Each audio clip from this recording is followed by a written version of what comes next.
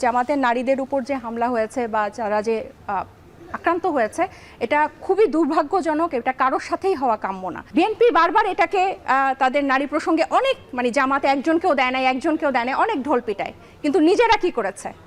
নিজেরা মাত্র 10 জনকে দিয়েছে, সেটাও পুরুষ কোটায়। যারা সেকুলার প্রার্থী তারা কি করেছে, তারা তাদের যেসব আসনে নারীরা যোগ্য, সংরক্ষিত আসন পার করে যেসব যোগ্য হয়েছে তাদেরকেও মনোনয়ন দেয় নাই এবং তাদেরকে বলে যে উনারা তৃণমূলের নারীরা ঘর থেকে বের হয় না, রাজনীতি বোঝে না।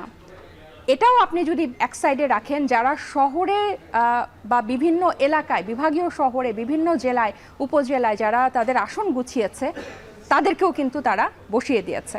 আপনি যদি জামাতের সমালোচনা করেন যে তারা একজনকেও মনোনয়ন দেয় নাই, উল্টা পক্ষে সেকুলার ব্যালট বক্সে আপনি 10 জন নারীকে মনোনয়ন দিয়েছেন, সেটা পুরুষ কোটায়। এটা নিয়ে কিন্তু অহংকার করার মতো কিছু নাই। এই যে আপনি একটু আগে সেকুলার বলতে বিএনপি সহ, অবশ্যই এখন তো দুইটাই ব্যালট বক্স, হ্যাঁ, একটা জামাতের ব্যালট বক্স আর একটা হচ্ছে একটা ইসলামপন্থী ব্যালট বক্স, একটা সেকুলার ব্যালট বক্স।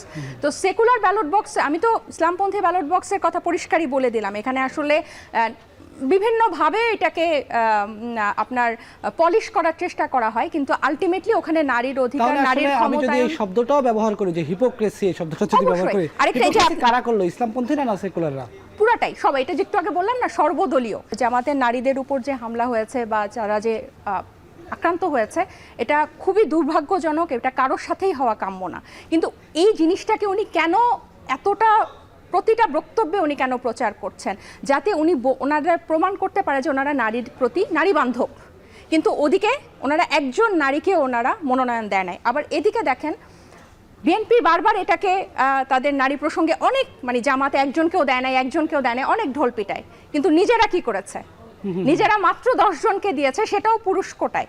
এবং তাদের অনেক পুরনো নারী নেত্রী যারা সংরক্ষিত আসনে বারবার পাশ করে এসেছে, একজনকে তো বেগম জিয়ার মৃত্যুর দিন বহিষ্কার করলো, আর বাকিদেরকে তারা কেউই কিন্তু মনোনয়ন দেয় নাই। সো আলটিমেটলি রেজাল্ট হচ্ছে এটা অবহেলা না, এটাই পরিকল্পনা, এটাই তাদের স্ট্র্যাটেজি যে নারীদেরকে 54 বছর গেছে, এটা এখন যেতে অসুবিধা।